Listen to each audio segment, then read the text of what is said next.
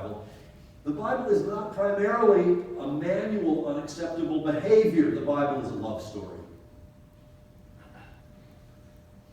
The story of the Bible is God wooing us back. God pleading with us to turn around and come home.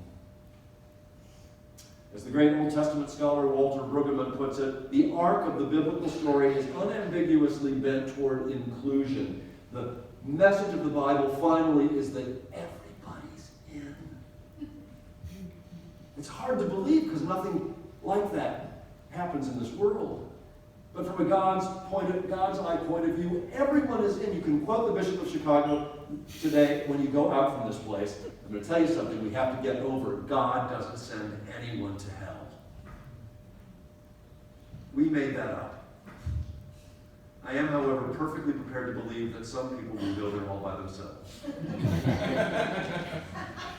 I'm convinced that God will not be happy until every man, woman, and child who lives knows that they are loved, knows that they are cherished by the God who made them. God will not be satisfied until all are cared for, every hunger fed, hurts healed, the good news of justice preached, until the reign of God is made real on this earth. And guess what?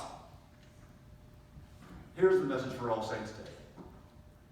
Jesus came to us to show us that God, to reveal to us in the flesh what God is really up to in this world. And the death and resurrection of Jesus does not mean that Jesus has gone away. This is what we mean by the Holy Spirit. This is ultimately what we mean by holy baptism. Guess what? The ongoing presence of that God in the flesh, God still comes to us in the flesh. Guess whose? Yours. And mine. You and I are living limbs and members of the risen Jesus. We are the hands and the heart and the feet and the compassion of Christ. That you and I are made for an intimacy with God so profound that finally not even death will have access to it. That's why these pictures are here. Thank you for doing that. A reminder that we are bound together in the deathless life of Christ. Not because of anything we've done, not because we thought the right thoughts, not because we stayed off all the cracks, but because God has chosen us and loved us enough to make us his own.